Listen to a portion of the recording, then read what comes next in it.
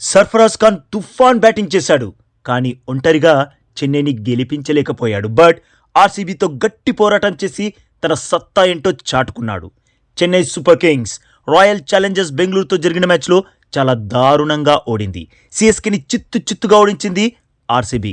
కానీ ఈ మ్యాచ్లో ఆర్సీబీని ఎవరైనా భయపెట్టారు అంటే అది కేవలం సర్ఫరాజ్ ఖానే. తన బీభత్సమైన బ్యాటింగ్ని ఎంత పొగిడినా తక్కువే. ఒంటి చేత్తో మ్యాచ్ని గెలిపించాలని విశ్వ ప్రయత్నం చేశాడు. భారీ పరుగులు సాధించగల ఏ బంతిని క్షమించలేదు.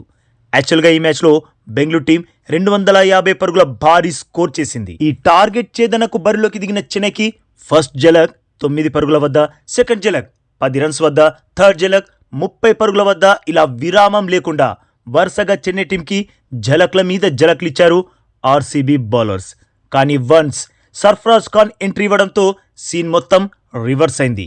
సర్ఫరాజ్ ఆర్సీబీ బౌలర్స్ కి జలక్ల మీద జలక్లిచ్చాడు. సర్ఫరాజ్ చాలా మెచ్యూరిటీగా, చాలా బీభత్సంగా, చాలా విధ్వంసకరంగా బ్యాటింగ్ చేశాడు. కేవలం 25 బంతుల్లోనే 50 రన్స్ పూర్తి చేసుకున్నాడు. అందులో 8 ఫోర్లు, 2 సిక్స్లున్నాయి. Strike rate 200. ఎలా అయితే సర్ఫరాజ్ ఖాన్ తుఫాన్ వేగంతో రన్స్ సాధించాడో అలానే టాప్ ఆర్డర్ బ్యాటర్స్ కూడా ఆడి ఉంటే, ఎవరైతే ఫ్లాప్ అయ్యారో వారు బంతులు వేస్ట్ చేయకుండా ఉండి ఉంటే, అది శివం దూబే అయినా, ప్రశాంత్ వీర్ రన్స్ చేశాడు, కానీ అది టీంకి అవసరమైన వేగంతో సాధించలేదు. ఇక సంజు శాంసన్, రుతురాజ్ గైక్వాడ్, ఆయుష్ మాత్రే, కార్తీక్ శర్మ వీరంతా చాలా బంతులు వేస్ట్ చేశారు. ఒకవేళ వీరంతా కలిసి కొంచెం ఎఫర్ట్స్ సరిగా పెట్టి ఉంటే, ఎలా అయితే సర్ఫరాజ్ ఆడాడో అలా ఆడుంటే ఖచ్చితంగా చెన్నై టీమే గెలిచేది. యాక్చువల్గా వీరంతా విఫలమైన 250 పరుగుల కొండంత టార్గెట్లో చెన్నై 43 పరుగుల తేడాతో మాత్రమే ఓడిపోయింది. అంటే ఓ 20 బంతుల్ని క్యాల్కులేటెడ్గా వాడి ఉంటే, టాప్ ఆర్డర్లో ఏ ఒక్కరైనా మెరుపు ఇన్నింగ్స్ ఆడి ఉంటే ఆర్సీబీ ఇచ్చిన టార్గెట్ని ఛేదించే ఛాన్స్ తప్పకుండా ఉండేది. ఇక్కడ డౌన్ ది ఆర్డర్లో జెమీ ఓవర్టన్ కూడా అద్భుతంగా బ్యాటింగ్ చేశాడు. ఓవర్టన్ 15 బంతుల్లోనే 2 సిక్స్లు, 4 ఫోర్ల సాయంతో 37 రన్స్ బాధేశాడు. ఇక ఆల్రౌండర్ ప్రశాంత్ వీర్ 29 బంతుల్లో 43 రన్స్ చేశాడు. అయితే వీరి పర్ఫార్మెన్స్ ఓటమి అంతరాన్ని తగ్గించగలిగిందే కానీ చెన్నైకి విజయాన్ని అందించలేకపోయింది. అందుకే మళ్ళీ అదే చెబుతున్నా, ఏ విధంగా అయితే సర్ఫరాజ్ ఆర్సీబీ బౌలర్స్ని డామినేట్ చేశాడో అలా టాప్ ఆర్డర్ చేసుంటే రిజల్ట్ మారేది. ఇక సర్ఫరాజ్ గురించి మాట్లాడితే, తనని టెస్ట్ టీం నుండి తొలగించారు. ఐపీఎల్లో కూడా చోటు దక్కడం ఇబ్బందిగా మారింది.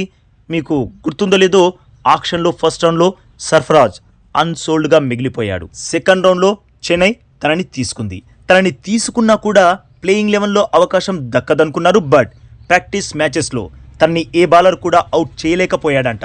సర్ఫరాజ్ ఏమో ప్రతి బౌలర్ బౌలింగ్లో భారీ షాట్లు బాదుతుండడంతో తనకి అవకాశం ఇస్తున్నారు.